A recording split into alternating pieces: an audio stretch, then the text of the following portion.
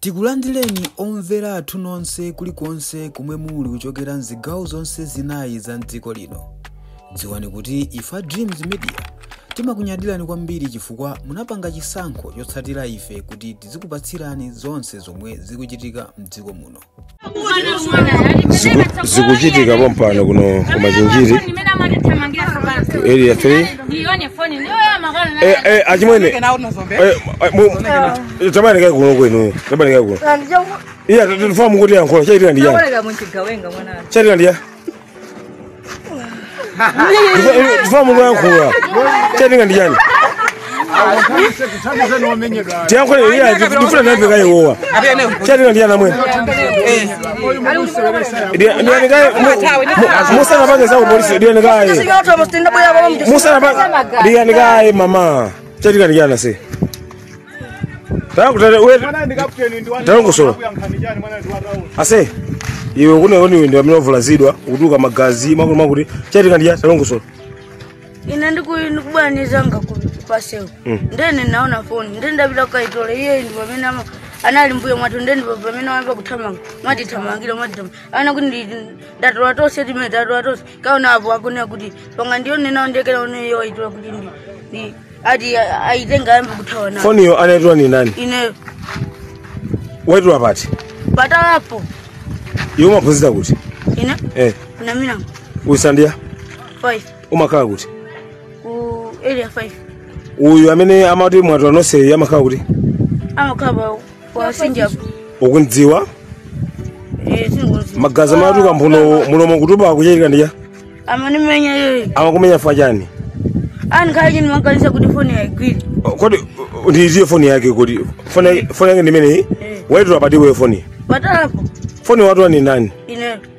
Meno matwa uyu anali pompo? Ai anali mbuye mwatu. Kenako? Ali kuthamangira kumana kuti atotoa nawo. Ndi amakumenya kuti watani we? Ali ngala mfuna ndende phone yambe kuthola nayo.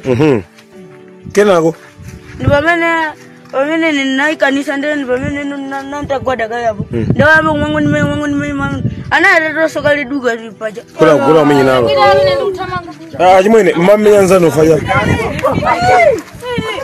Mmamenya nzano fajani. Ndifuna muyanke ino. Singachwe manyumba. Iya ndeti kuti ino mmamenya nzano fajani.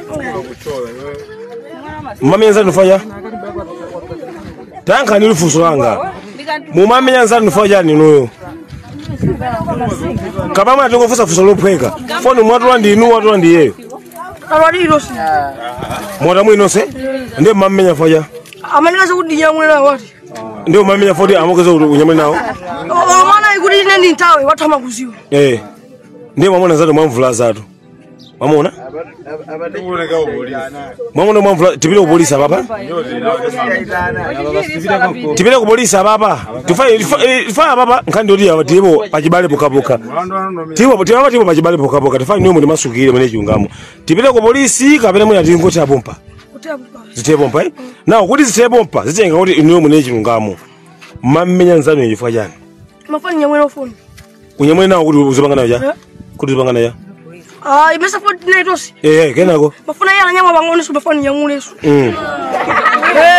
Yana nyama bangone. Iya dadi ni gae.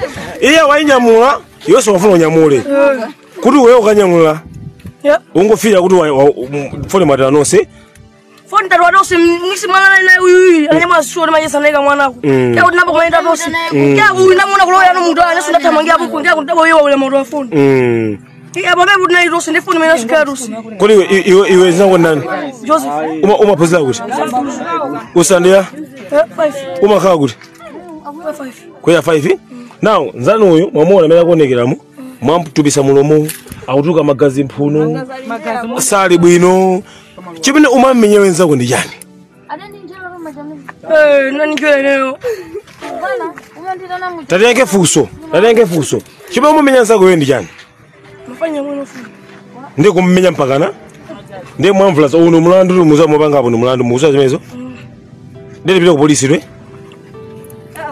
Ndi sabira ku polisi fa jani? Titani. Ino tuze ne fejo jita. Titani ino apa? Mata? Phone yaitenga basi. Akaitenga.